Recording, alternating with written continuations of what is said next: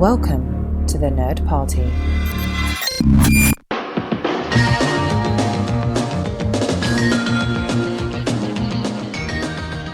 Welcome to Great Shot Kid, the show on the Nerd Party Network that looks at the technical and inspirational side of Star Wars and its creators. I'm John. I haven't been in the studio as I've been dealing with the aftermath of a little hurricane you may have heard about. However, we're all doing fine. We're all fine here now. Thank you. How are you? And here's the second part of Mike's interview with editor Nic Anastassiou talking about his time in the industry and working on Star Wars: The Clone Wars. Enjoy. Okay, so here you are. You're working on this show, and I know that you've said things like, and I remember, seeing some interview where Filoni was like, George Lucas came in and said, "Okay, let me show you how to make Star Wars," or whatever, which is just kind of a mind-blowing concept. But that really sort of got me thinking as a fan, like, what is it? What is it that makes Star Wars stand apart from everything else? What is the Star Wars way? And if we just focus on the editing, like the two things that I think of when I think of like Star Wars editing, I guess I kind of see it as like two different things, one with the original trilogy and one with the prequel trilogy. But with the original trilogy, I think of cross-cutting between scenes, like between action and multiple locations, and making it sort of like this seamless thing.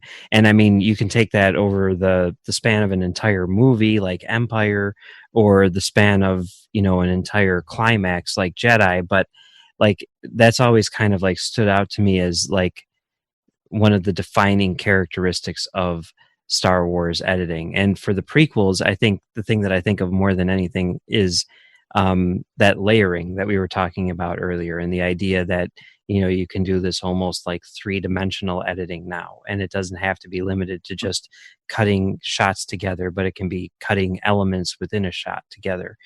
And I guess I want to know, before you worked on Clone Wars, before you sat down with George Lucas and he told you what it meant to edit a Star Wars movie, or how to edit a Star Wars movie, what was your perception of Star Wars editing?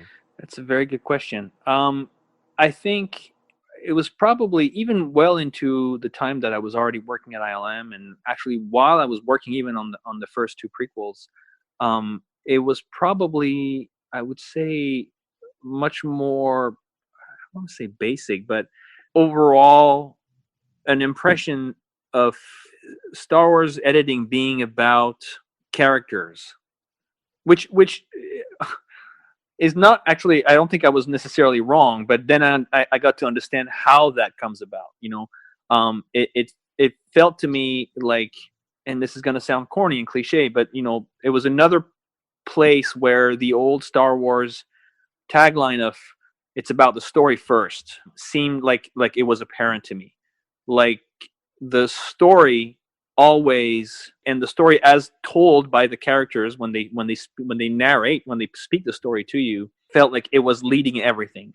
And I think on a semi-conscious level, I was aware that was probably that was kind of where the editing came into place. That's what it was. Then there was, of course, things that are a little more not technical, but just in the sense of, like, I was aware of the style of shots that George liked to use, and how they varied from, I know he likes to have these types of wide exteriors. He likes to have, these types of medium shots when he's indoor, those types of things, right? But it's really, I think, to me, if you'd asked me, I would imagine at the time before I got started at animation, what is Star Wars editing? I would have probably said, well, it's what really helps the characters tell the story. And again, to the extent that, it's not to say that I was right, but that I understood how that is articulated once I really peeled the layers, or once George took us to school.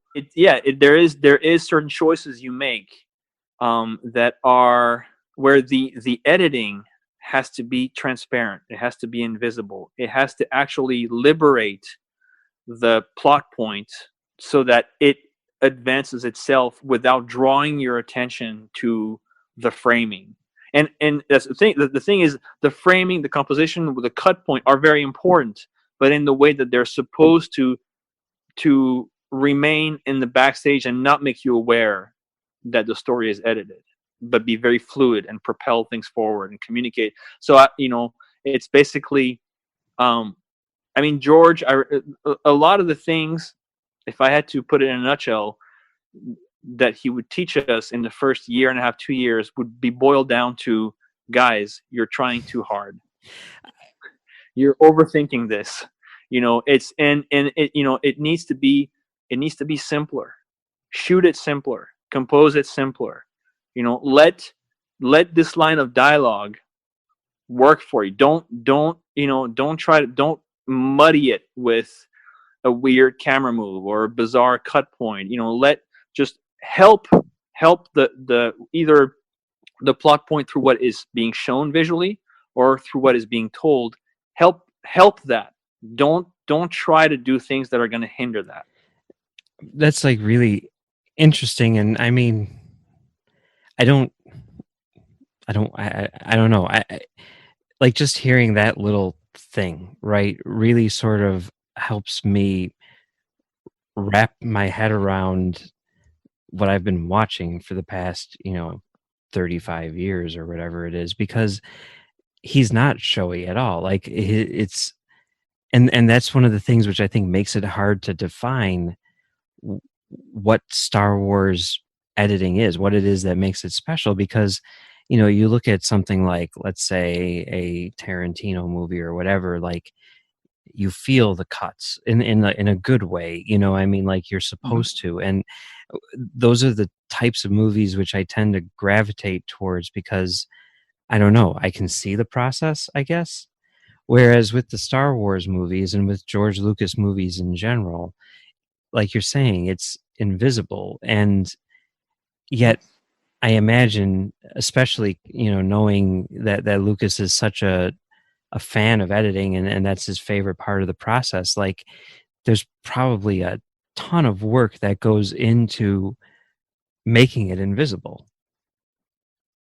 Yeah, and I mean, and again, there's something to be loved and fascinated by either way. When it's the craft, when you do what you're supposed to for the right reason, when it's motivated, is always, at least to me, fantastic and worth learning, and attractive. In the case of Star Wars and George, definitely it's all about being seamless. The craft, the better Star Wars is created and told, the less you think or you're aware that you're watching a cut piece of film, and the more you're just into the story. And again, I think that this is where if I had to summarize what he was teaching us, it was about that. It was about trusting the story point visually or through the dialogue, and helping it rather than trying to add on layers of makeup. Mm-hmm. And if you look at where George comes from, you can understand how a lot of that came to be. George, once he decided he wanted to go into creative line of work, he basically initially wanted to go into photography. And I remember a conversation where he talked about, I think it was he was with Walter Murch early on, when he was young, and Murch showed him a piece of film that he was cutting. And George basically said, I looked at actually at the work print, and what clicked in my mind is I saw still photographs, but where each one had a rearranged composition. And I became aware that by shooting film, I could shoot photographies and change the composition of each still from frame to frame. And that fascinated me. Right. And so from there, you can connect the dot. I mean, George has always had a love for design, structure. He loves architecture and interior design. And you can see how that ties in. But to go back to film, that you can see the connection with editing, because, for example, one of the things, I mean, I studied him in order to learn. When we would go into the cutting room after screening our episodes, and we would actually start from the beginning and basically hit play. But at that point, when we were in the screening room, he would just watch it as a viewer, just soaking up the story. once we were in the cutting room, you could see him, his eyes. When you look at a piece of film, when you look at a screen, your eyes will naturally go clockwise, and of course he is actually aware of it. So he would not only just do it intuitively, but he would consciously like rotate his eyes and look at the frame to see if what was going on screen was actually conducive to the normal movement of the eye from frame to frame, from shot to shot. That's like some next level stuff right there. I mean, I guess it shouldn't shock me because, I mean, yes, he is like the greatest storyteller of our generation and all that good stuff, and he sort of like defined, movies for whatever. But I mean, just hearing something like that, I mean, that is like next level. Like nothing's an accident, is it? I mean, it's like all very much. Yeah, and he, and what he would often do, we learned the reflexes, right? You can feel his concentration when he would do that, and he gets very quiet, and he won't, even if there's a scene that has a big problem or an entire act, he will never make you stop it halfway through, or he'll watch it all the way through, because he's trying to analyze first at the micro level, and then he's going to start to like step back and go more macro, more meta for what the problem is. And usually we would know, well, a lot of times we knew ahead where we had problems. A lot of times we didn't know what the problem was, and that's where he would come in and help us. And we can talk about some examples in particular. But what would happen when we had scenes that had problems or acts is he gets even quieter, and then he'll watch it, and then it'll end, and there'll be like 10, 20 seconds that go by, and he's not saying anything, and you can tell he's just thinking. And then he would go back. And we would joke about that. That was a George thing. He'd be like, go back, play. And then he would watch it a second time, and sometimes a third time, and still not say anything. And you can tell he's just trying to process, again, stepping back from like the individual pieces now to the bigger and bigger pieces. And his process sometimes he would just, after having seen it once, twice, three times, he would say, okay, the problem is this. And then sometimes if it was more complicated, he would basically say his process to try to get at the root is he would say, okay, now we're going to go through.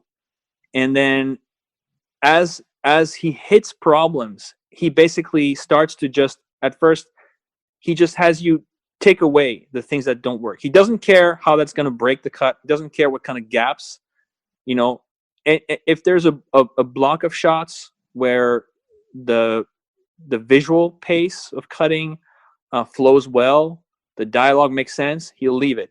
As soon as there's a shot which visually feels like it cuts weird to him, or the dialogue feels like it's out of place or bad, he'll say, stop, take that out. And then you get to a place where, so you have a cut that is basically has, I don't want to say broken, I mean, it is. And he would always say, now, don't be scared. We're going to break it, but then we'll make it better. And so we would basically take out all the pieces, and then the reason why he does that is because once, and this is again only when offhand by watching it, he kind of has an idea that it's not working, but he's not sure why. So then as he goes through, he'll take out the pieces as he sees them that jump at him as being bad. And the idea is, once you're done, you're left with a cut which is incomplete, but all the pieces you have are good. So then you watch that, and it's easier to say, okay, well, this piece, we have an A and a D, and the A and D are both good. Now all that's left is just to figure out how to get B and C. And it's easier, because if you just see what's good at A and what's good at D, creatively you can start to think, oh, well, to get from A to D, we need to have the characters do this, and we need to have them say that. And all of a sudden you figure it out, your B and C. So is that something like these techniques that he sort of, introduced, at least for you? Are those techniques which you've adopted for yourself in stuff post Clone Wars? Oh yeah, absolutely. When I first started back at ILM, there was a couple of projects that I was involved with. I worked on a Chinese project actually for the Wanda company. We were doing a short film for them for this theme park that they were developing, and then I also worked on Luc Besson's Lucy. Yeah, love that movie. On the final sequence, that sort of like the Big Bang sequence. And Luc was a very interesting director to work with. He came several times and we worked with him closely because he had this really kind of very elaborate, sophisticated idea in his mind. Not unlike George, he knew exactly what he wanted for the Big Bang, but he had no idea how to visualize it. So the reason why they got me on that project is because of my experience. He wanted to work with us, with Rich Bluff, who was the visual effects supervisor, and myself. And our task, he gave us 3.5 months, was, he kind of sort of brain dumped all these ideas about what the Big Bang, sequence was. But then he said, I need you guys to shoot something. Give me a cut that I can, then once I have something to look at, I'll know where to go from there. But at first I need you to come up with something that I see, because I can't visualize it. I know it in my head, but I can't see it. So we had to come up with a scene, and I definitely used a lot of what I had learned on that. And I think another place where I did is probably I worked on Ant-Man, and again, we worked on the scene where Ant-Man shrinks, and he shrinks so far that he can't stop shrinking, and he almost kind of loses himself in this microscopic, atomic world.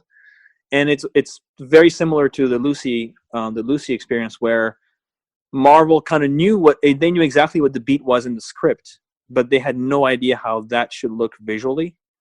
And so they came to Russell Earl, the supervisor, and said, again, this is the script. We understand narratively what is supposed to happen, but visually we have no concept of how that translates. So we need you guys to work on it for X amount of weeks, come up with a cut, then give that to us, and then we'll tell you yay or nay, change this, make this longer, etc. And so, again, because of my experience, I got to work with Russ and a couple of other guys who had actually also worked on Lucy, and we came up with concepts for how to cut, and I applied some of those rules. And then last example is Agent Carter, season 1. They got me and Rich Bluff, the supervisor who had done Lucy. They paired us up again. Marvel wanted us to help them with season 1.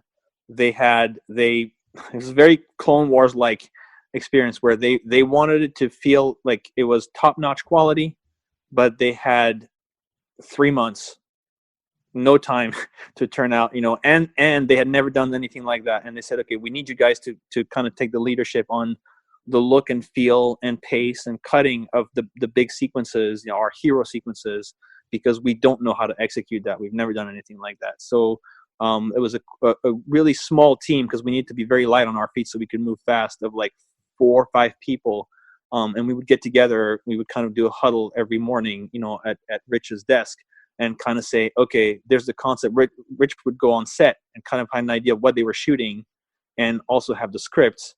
And we would come up with ideas for how to assemble it, how to cut it, to give it what they were going for in terms of story and in terms of quality, but also be able to practically do it in the time that we had to do it. Well, all of those examples are very good movies or TV shows, and I mean, like what you're saying with Agent Carter, I mean, it definitely did have that sort of like big screen feel to it. I'd like to think so, and I think if you compare, unfortunately, we weren't able to take them up on the offer to work on season 2, and I, not to pat ourselves on the back too much, but if you look at the way season 1 translated on the screen and the way season 2 translated, I think you can definitely see the difference. Yeah.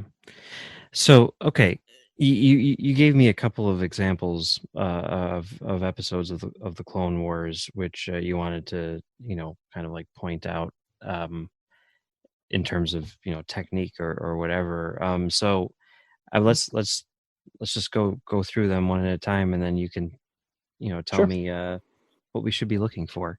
So the first one is season 1, episode 3, which is Shadow of Malevolence, right? Yep. And specifically Act 3, there's a scene Before we where go on, I'm sorry, because that's a question which I yeah, have is, again, the go ahead. translation from TV to, what we're seeing here. Like, obviously there are act breaks on television, but when you watch it like on home video or on Netflix or whatever, it's seamless. Like, unlike most shows, it does not cut to black and then cut back in. When you were constructing Mhm. these things, were you conscious of the act breaks? Did you edit them with act breaks and then just take out the black, like for home video, or how did that work? Yeah, we were conscious.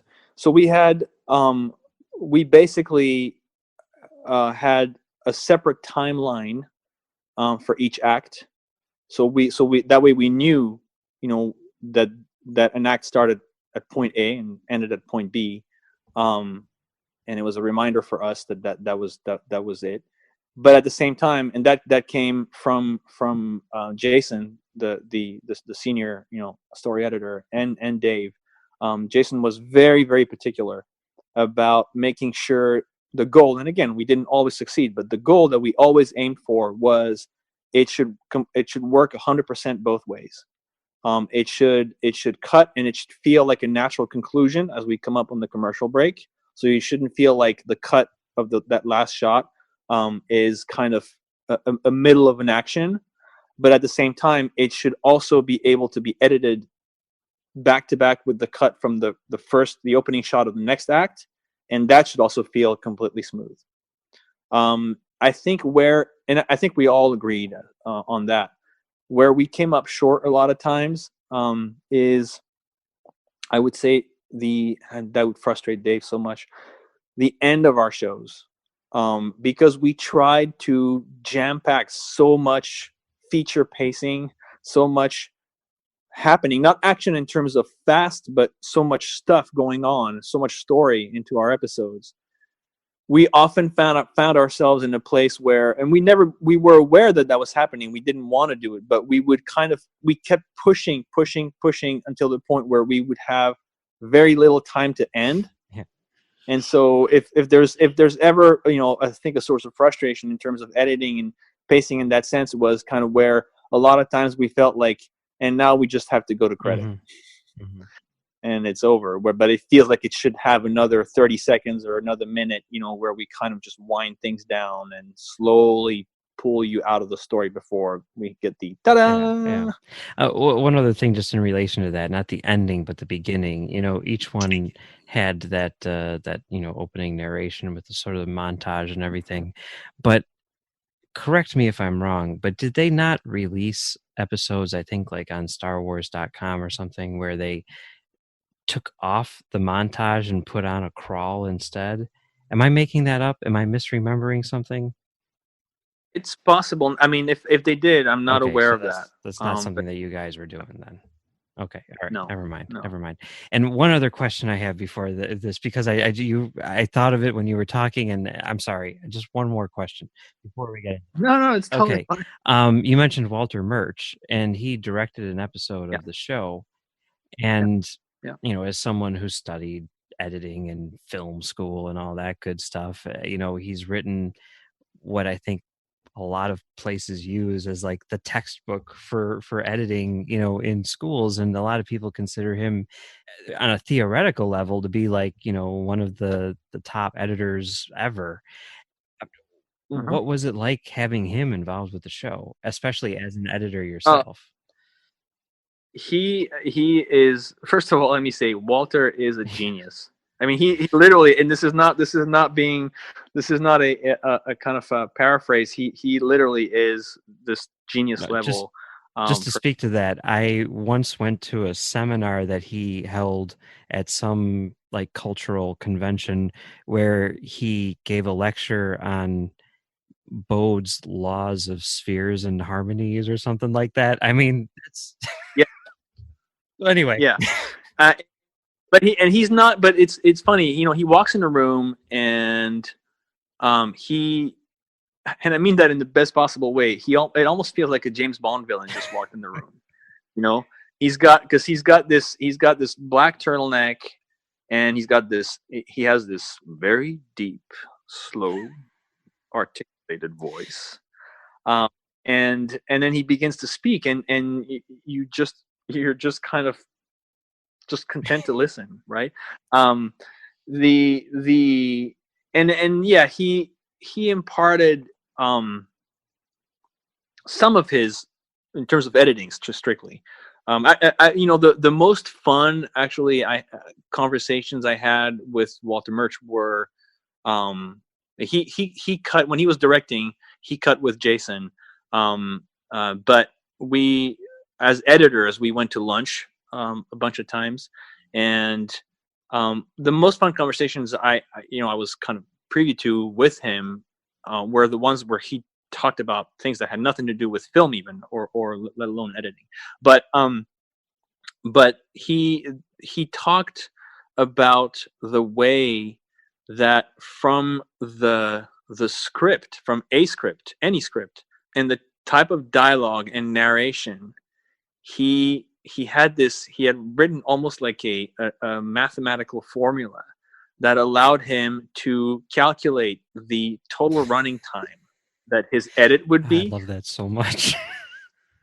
and he did it. One of the directors actually put him to a challenge, because he said, okay, to really test that, I am not going to be satisfied with you giving me the total running time ahead of time for your script. I'm going to give you my script, and so you don't even know how I plan to shoot it, and I want you to calculate the running time and not tell me. It's like a magician's trick. And then I'm going to go and I'm going to shoot my episode and assemble it, and we'll see if it's close. And it literally came to frames. That's how accurate he was. So that was pretty impressive. But there was also another kind of at the opposite end of the spectrum, and that's something that every editor does. It doesn't matter if you're Walter Murch or if you're, in film school learning editing. Every editor does this thing. Every editor has you just assemble 2 or 3 shots, and you're playing your cut, and you're looking for you've assembled your shots long, right? So now you're looking for the right cut point to make the cut.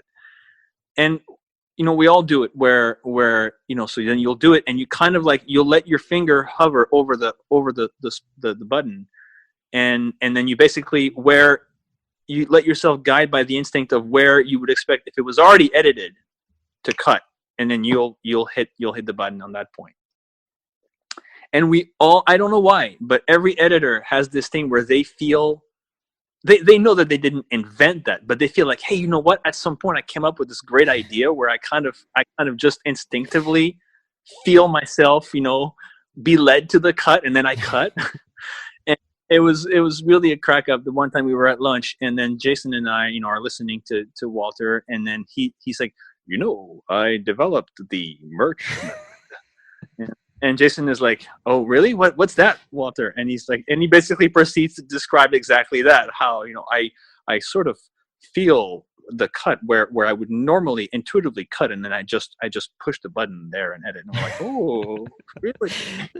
I guess in his defense, I did read about that in one of his books first, and then was like, that's a genius idea. I'm totally going to do that. The Murch method. There you go. Oh, that's awesome. Anyway, okay, enough about Walter Murch. Back to the I'm sorry, I always get the Shadow of Malevolence. I always get the Malevolence episodes confused. So, okay, season 1, episode 3. Okay, act 3. This is like the final battle, essentially, right? Right. It's the final battle where basically the Republic forces are going to do a bombing run on this big ship, the Malevolence. So I'll try to keep it, shortish. But the idea is we of course, and this is early on in our show's run. So this is the part where this is the time when we think we're being clever and we're not that clever, or we think we're being subtle, I should say, and we're not subtle at all. So we're thinking, oh well, it's the Republic are doing this bombing run on this giant ship. It's kind of like the rebels doing a giant run on the Death Star. So you know what we should do? We should actually shoot it like that and cut it like that. So it'll be like this really awesome homage to the end of New Hope. And we do. And again, we're not subtle and we're not very clever at that point, but we are very dedicated. So we take great pain to shoot it in a way that's accurate, right? It's all the pieces are right, and we put it together, and we watch it, and we're like, it doesn't work. Why does it not work? It worked in New Hope. Why does it not work? And it doesn't work. And so finally, Dave did the smart thing at that point. I mean, he did it throughout the run of the show, but definitely early on. If we were really in a jam, Dave would say, you know what?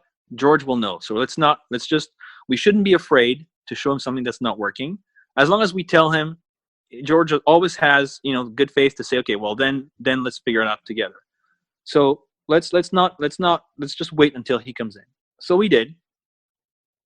And we had other problems with the episode. So this turned into I think it was my longest edit session. We were in there from like, I want to say around 10 a.m. until about 1:30 a.m. But it wasn't just all because of Act 3. In fact, in a way, Act 3 ended up being kind of not the easiest, but not the most complicated, thing to sort out. Because the problem was actually pretty obvious once we got George in there. So, we get to Act 3 and Dave tells him, okay, so, it's not working. We don't know why, because we did it by the book and it's still not working. So George says, all right, well, let's watch. So we watch it, and he did what I described earlier, where he basically watched it the whole first time, didn't say a word. Then he said, okay, go back, play it again. I think he watched it 3 times. And then there was this kind of smile on his face. And I remember, and he turned to Dave and he said, well, I can tell you why it's not working. And then Dave goes, well, that's why we have you. And then George goes, I mean, you did it like the Death Star run, right? The trench run. And then Dave goes, well, yeah, that was kind of, yeah, that's what we did. And George goes, yeah, but the Death Star is big like a planet. And you cut this in the same amount of time it takes for them to blow up the Death Star. But this is just a spaceship. And so basically, the pacing was all wrong, because our beats, we had the same number of beats as you had in New Hope, but that take place over something that is not even a fraction of the size of the Death Star. And so it felt wrong, because we were, without being aware, we were stretching the distance and the time to a place that took you out of the story. So what we did is he changed this, in that act, you have this whole thing that happens outside, well, before they're doing the run of the ship, where Grievous fires the beam, and that actually almost they have to kind of climb up, and some of them escape and some of them don't. So that kind of cuts the run in half, and it happens, before they do their final pass of the ship. We used to have this whole thing, including that, take place around the ship as they basically are flying, and we had to keep them flying around the ship over and over and over and over, and it was just throwing the whole pacing off. So that was that experience. Interesting. I mean, I can definitely see, I took note of the similarities to the Death Star run, and but just the idea of, because you, as a viewer, you just think, well, it's a big ship, oh, it's a big Death Star, but you don't really think about scale. And I would have never thought that it would impact it that way, but it does totally make sense. That's interesting. It's interesting. Mm-hmm. Okay. So jumping ahead a couple seasons to season 3, episode 4, Sphere of Influence. Now, this is the one with George Lucas in it, sort of, right? Yeah. And I like this episode a lot. And correct me if I'm wrong, but I mean, one of the things which I see throughout Clone Wars is there are a number of episodes which definitely take cues from movies. Obviously the Godzilla one that's an obvious thing, but there's like a lot of like noir in there. There's a lot of westerns and a lot of Seven Seven Samurai. Samurai. Yeah, a lot of Hitchcock. And watching this, I don't know if it was just specific shots or whatever, or maybe the story on the whole, or the way that certain scenes were constructed, but I really got a North by Northwest vibe from this thing. Was that intentional or? No, you Okay, all intentional. right, Yeah. cool. That was, So anyway, yeah. Yeah. So the reason I picked that one is because there's several. Obviously, there's some editing things that I think I can point out. But also, I think that I like this episode a lot because it's an episode that's not one of the big sci-fi, action lightsaber fights or big space battle. It's an episode that relies on a lot of elements that George liked and was trying to bring forward in the prequels. And in my opinion, at least, it's an episode that uses these elements and that really works. And so I think that I like to show that episode to people who are interested in the Clone Wars as a kind of a proof of concept of how the prequels worked when you took the elements of the prequel, done right. It can create a story that has the politics, that has the intrigue, and but in a way that actually is compelling, that makes you want to find out what's going on, what's the mystery, what's the payoff. As far as what we're talking about in the editing, it's funny because earlier you talked about Star Wars editing being about the cross-cutting. And this episode, again, to me, it feels very classic Star Wars because it relies a lot on cross-cutting. I don't want to use really A and B plot, but a little bit, because that's kind of a Star Trek formula. But it does have sort of two groups of characters who kind of go. They're together initially, and they go on separate sub-stories that tie together, and you cross-cut. And that was a very Star Wars thing. But we had a major problem in the way we had it set up, and that also actually will illustrate the specifics of animation editing. Because so initially, we in this episode, the blue guy, Baron Papanoida, who's the George character, his two daughters are kidnapped, right? And they're kidnapped by the separatists, and the idea is that they kidnap them so that they can blackmail him into joining the separatists and leaving the Republic. Okay, so the way we had it was they were kidnapped together, and they were held together in one location, which was the Trade Federation home planet. And so then we had plot. Let's call it A and B plot for the sake of simplicity. We had the A plot where Ahsoka, with this senator who's from the same species, goes to find out where they are, and eventually they wind up on the Trade Federation home planet, and they end up finding the daughters and freeing them. And at the same time, Baron Papanoida is trying to find evidence that it was the separatists and the Trade Federation that orchestrated the kidnapping. And that leads him to Tatooine and try to figure out who the kidnappers are, so that he can basically call them up almost as witnesses to verify that they were hired by the Trade Federation. And we were trying in that sense to kind of do our own version of the Star Wars cross-cutting, and it wasn't working. And when George came in and we watched the episode with him, he started, and this is one where we actually applied the technique that I was telling you, where he started to take away the pieces that felt off.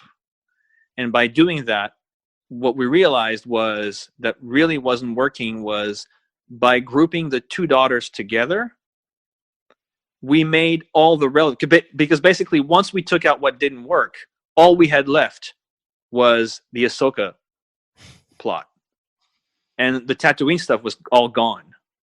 And so, and again, that illustrates what I was telling you about earlier. When you do that, so then the pieces click in place, and you're like, oh, okay. And George basically said, what wasn't working was that really at this point, all that drives the story is where are the girls. And so the other plot of Baron Papanoida trying to find evidence that the Trade Federation orchestrated the kidnapping is not strong enough to sustain an actual cross-cutting in A and B. You have a kind of a weak B plot and a strong A plot.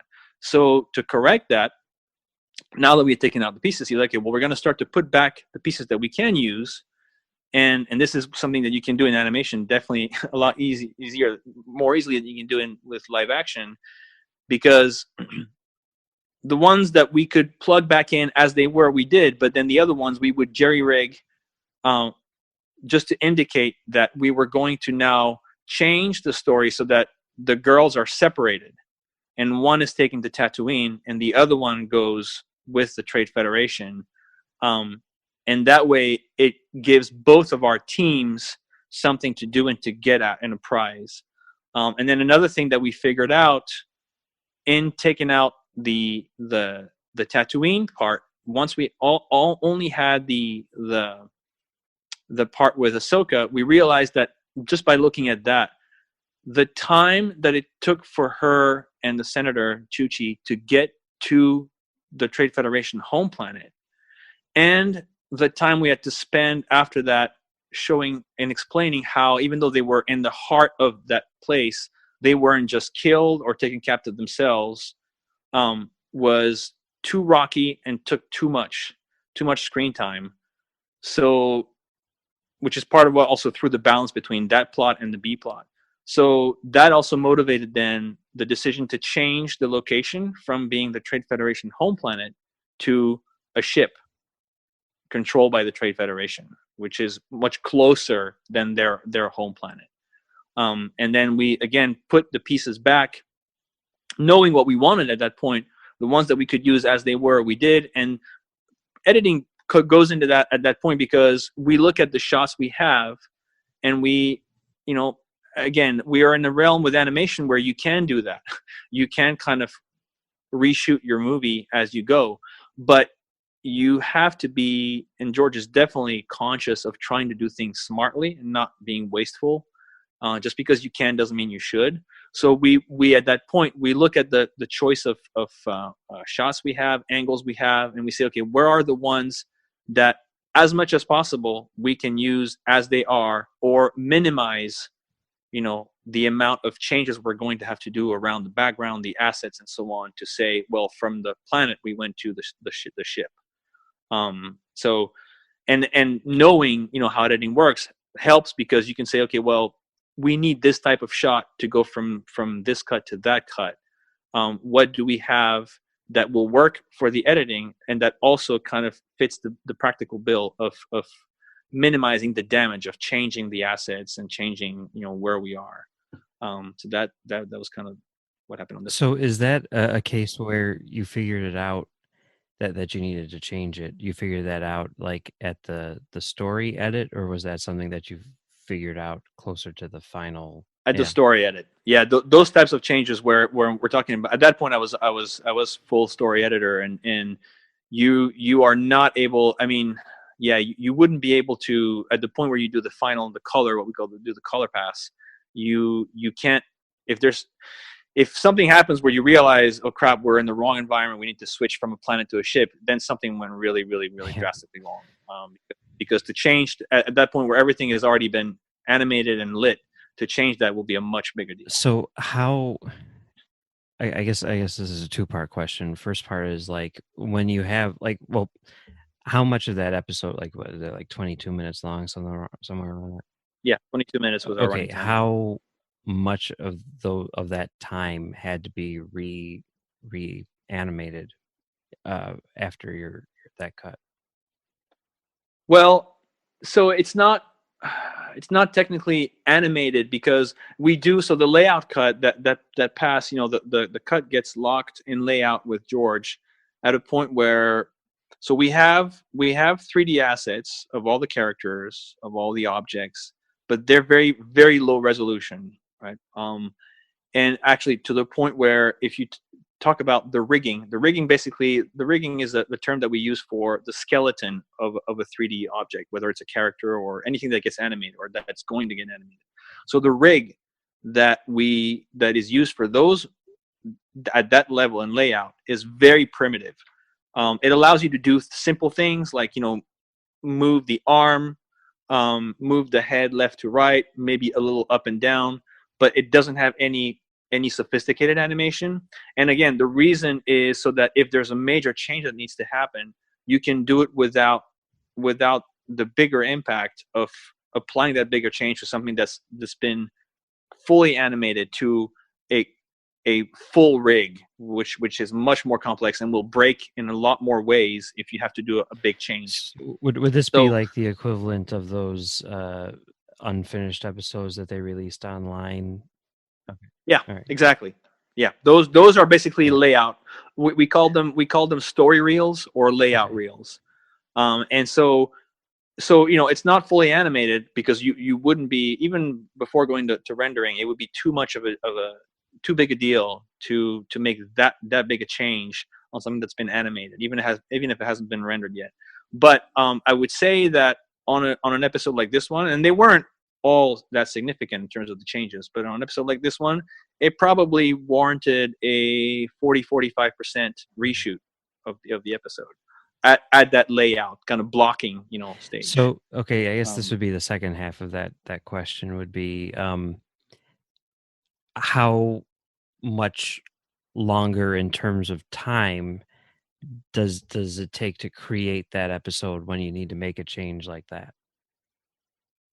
that's a juggling act. So the ideal scenario was in the budgeting and scheduling of the show, the producers, starting with George and working our way down from to our executive producer and our line producers, had built in a um, period of time. I think it was about, I want to say 2 weeks, roughly 2 weeks, maybe 17 days, something like that, of what we call retakes, which is basically the reshoot period to make changes based on that editing pass.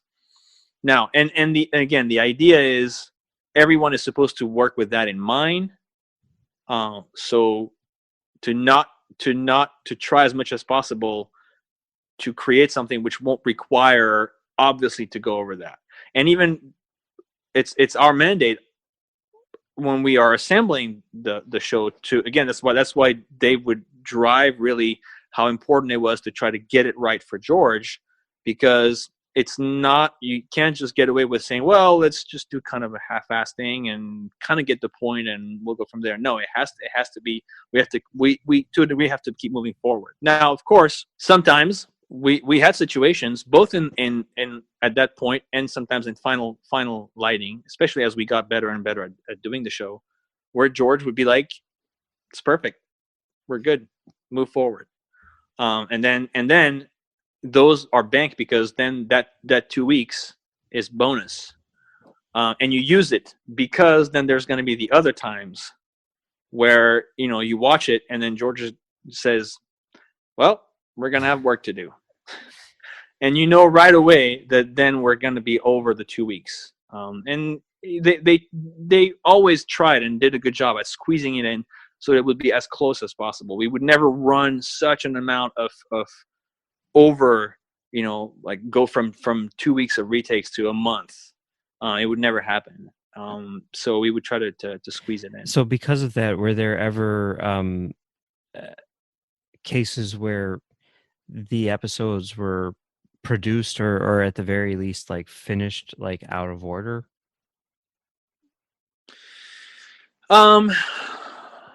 I don't I don't think that there was ever a shuffle that was done as the result of that specifically. Episodes were shuffled, but to my knowledge and to my memory, never because of a situation where we ran out of time or we took too long, and so we said, okay, well, this one will air then later. We'll bump it up a season or later. Or not in the even season. that, but like, let's say you're working on, and I don't know what the workflow is like, but maybe you're working on, I'm guessing, a couple episodes simultaneously, and one which was scheduled to finish first ended up taking a lot longer and didn't finish until one or two episodes further down the road. Does that make? No, I mean, we actually, I usually, we got once we got at full speed,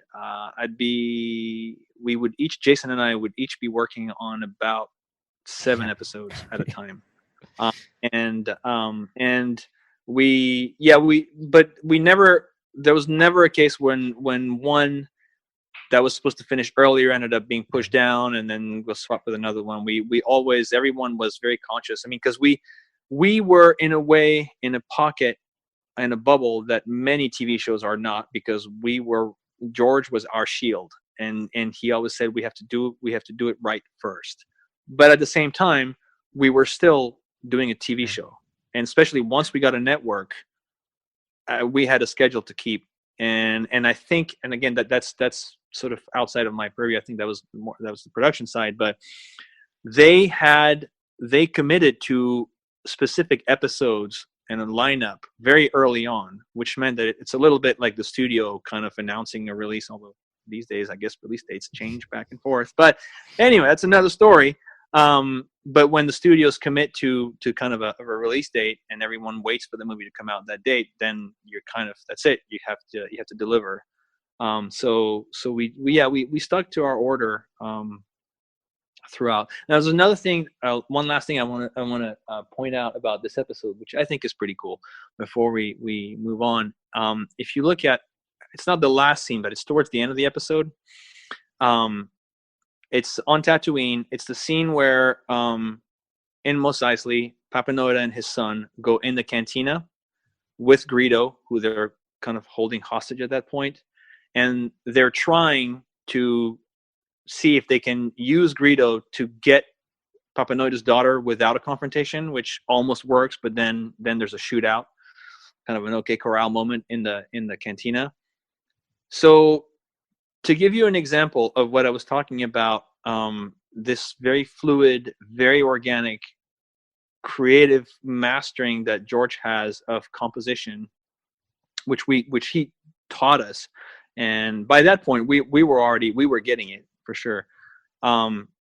Where basically one of the tricks is the way that you compose your shot. You're aware of how the eye is going to move and where it's going to end in the frame. So you compose your shot for where you want your eye to be drawn to, and then you have to be aware that will also lead into the next shot.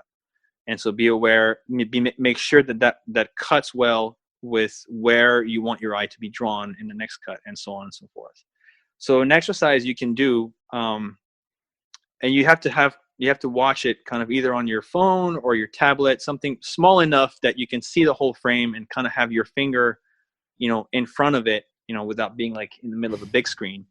But if you go to the head of that scene, around the moment that Papanoida, Greedo, and Papanoida's son get to the bar, and if you follow throughout and you put your finger where the center of attention, where your eye gets drawn around the beginning of that scene, and you leave your finger there and you watch the whole scene all the way to the end of the confrontation, you'll see that even though the shots are very different and you go from a kind of a talking head moment to action, wild action where you go back and forth and the camera moves, the characters are moving, from then to the end of the scene, you can leave your finger and not move it, and it'll always be exactly where the center of attention is in the frame, no matter what the shot is, and even though the shots are very different. And it's a pretty good and simple representation of the type of craft and editing techniques that we learned from George for cutting. That's interesting. Yeah, I mean that's pretty crazy. You hear about that like with Mad Max Fury Road. I don't know. I heard a thing where like basically he composed like every shot, you know, with in the center of the frame because he didn't know how they were going to be cut together, and he wanted to sort of maintain that thing that you're talking about. I mean, that's that level of detail, is crazy, especially for, something which is, going to be on the Cartoon Network. That's I know. that's pretty crazy. That's pretty crazy. I'm going to have to go back and watch that scene now and try that out for sure. Yeah. Okay, so we have one more episode here, which is season 6, episode 5, or Lost Missions, episode 5, or whatever you want to call it, An Old Friend, and specifically essentially the last scene in the episode, which is the snow bike chase, snow chase, the snow chase. Yeah. So that one is kind of just of an internal little thing as an editor for me. It was a kind of a cool accidental moment, and those happen all the time. It's organic stuff. I at that point, we had moved temp music editing and sound effects into the layout phase. So we were doing that as well because we had decided that could help George visualize and feel the episodes even in that early stage. But I didn't have any sound effects or any music yet. This was I just gotten the raw footage from the director's team to assemble that scene. And a lot of times I'll play music in the background, and it's not music to edit to, because you don't want to do that. You don't want to be influenced by something, or at least I don't. I don't think it's a good thing, unless there's a specific reason why you should. But generally speaking, you want to stay away from that and kind of just stay with the shots and the images at that point. But I'll just be listening to music in the background just to have music. And it so happened that I was playing some James Bond music.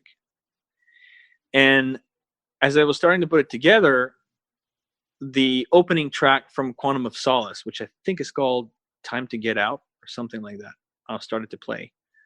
And again, I was very conscious. I wasn't cutting to the music, but the pacing, the energy of the music started to, so not the melody, not the beats, but just the energy started to motivate.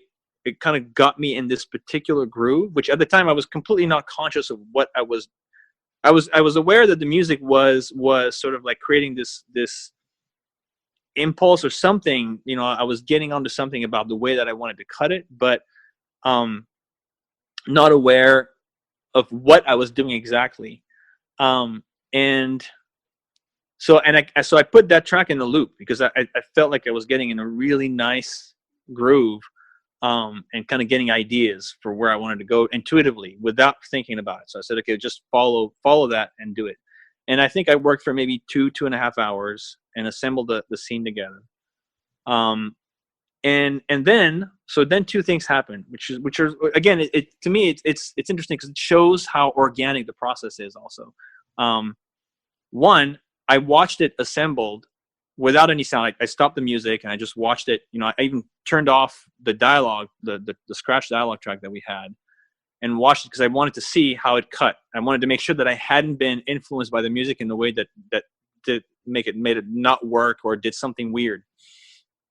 And one thing I noticed was that there was a natural, a weird kind of contraction, expansion rhythm that set in, where I would have 3-4 shots, sort of a reset moment that breathe, and then I would have 3-4 shots where all of a sudden the action compressed in time and then reset. It basically was almost like breathing, kind of, very short breath and then one big exhale and then go back in. And each time I was going back into to smaller cuts, more compressed cuts.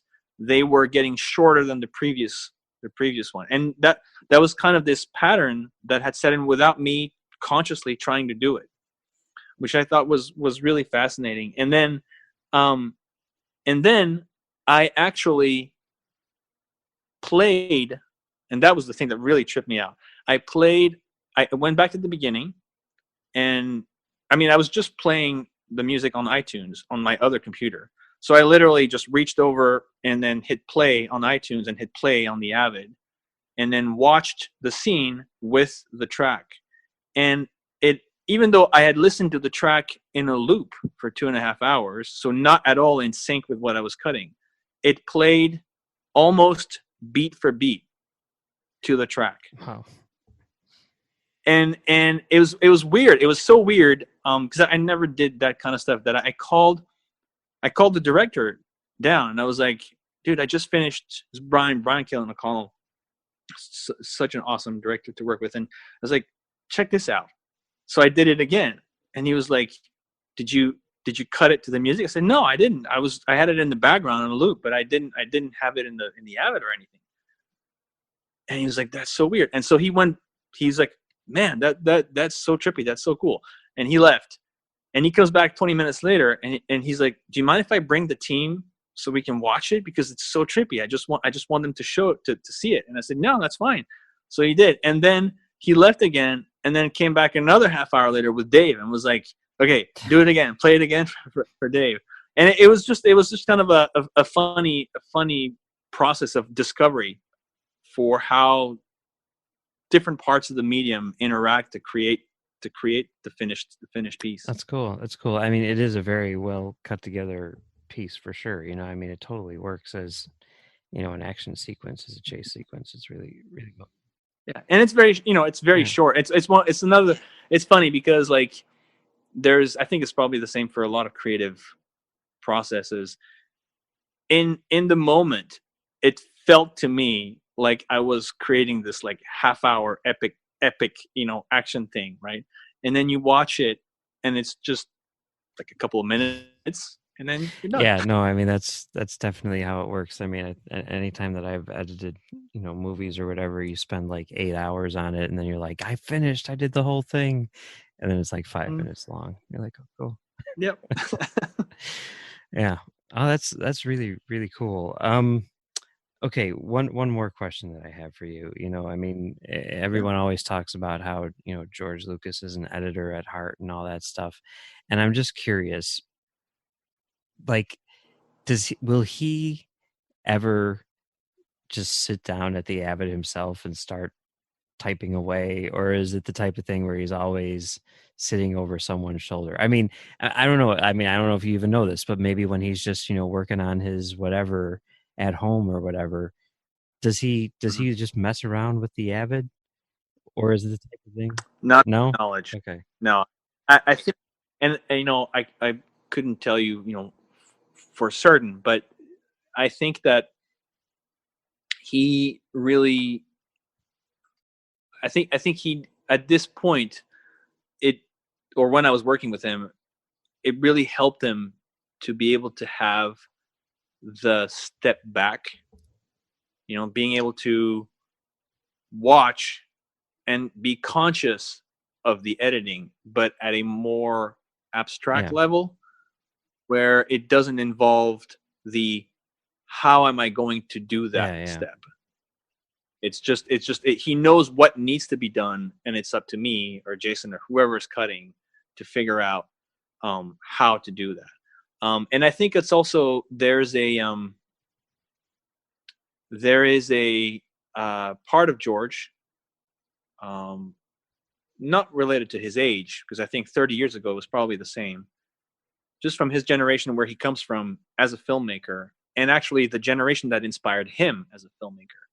That's very old-fashioned, and it is something that I think Jason, the other editor, really respected, because Jason, who taught me a lot on the Clone Wars, himself comes from a very traditional Hollywood background in terms of the separation kind of church and state in film. And Jason would like go into these really, really fascinating discussions, teaching me about the history of editing and how in old Hollywood in the silent era, editors and directors, the roles that they had, and it wasn't an ego thing or a power thing. It was just how the roles were divided in a way that made them a lot more equal. But again, not from a power standpoint, but from the filmmaking structure. And so, and definitely him and George were very compatible in that sense. And even though ironically, George is an editor at heart in terms of how he thinks, in terms of how he approaches storytelling, he's very conscious of that. And I think that George would probably never even have thought of actually cutting himself, because in his mind, he has that very old traditional filmmaker approach. The director directs, the editor edits. Yeah.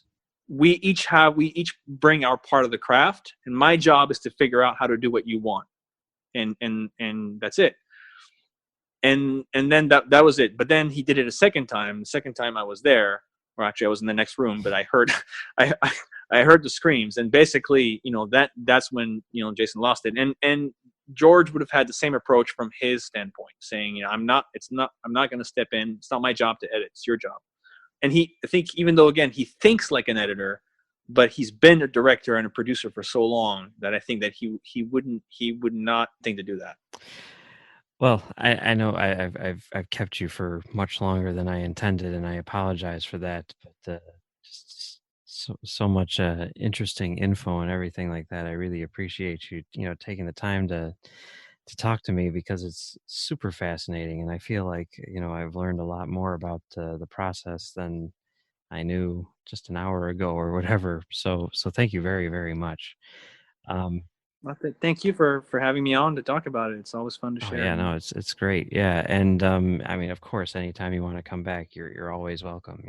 We love having you here on the show. So I love being there. So yeah, be careful what petition you throw around. I'll be loitering. All right. Well, but love to have you. Maybe we can talk about I don't know, the next J.J. Abrams movie, since what would that be? I've been under a rock the last week. I don't know what you're talking about. Yep. We watched Book of Henry for nothing. That's okay. It was still very interesting. Yeah, so we watched it for Trevorrow. There you go. There you go. Yeah. All right. Well, thank you very much once again. And seriously, anytime you want to come back, we'd love to have you. My pleasure. Thank you, Mike. Thanks again for listening to our two-part conversation with Nic Anastassiou, sharing his insights and experiences from his time with ILM, Lucasfilm Animation, and working on the Clone Wars. Gentle reminder, get your copies of Splinter of the Mind's Eye ready as we embark on our special chapter-by-chapter analysis of Alan Dean Foster's classic almost sequel to Star Wars. You can reach the show at thenerdparty.com/contact. You can find us on Twitter at Join Nerd Party. You can find us on Facebook at facebook.com/thenerdparty. You can find Mike on Twitter at Mumbles3K. You can find him co-hosting his other shows, Commentary Track Stars, over on commentarytrackstars.com. You can find him over on the Trek FM network, co-hosting The Edge, a show about Star Trek Discovery, and Stage 9, a show that he and I co-host looking at the work of Star Trek creators. And me, you can find me as Kessel Junkie on your network of choice. You can also find me co-hosting right here on the network Aggressive Negotiations with Matthew Rushing. You can find me over on Trek FM, co-hosting the aforementioned Stage 9 with Mike. And you can find me co-hosting Words with Nerds with my pal Craig. Join the revolution. Join the Nerd Party.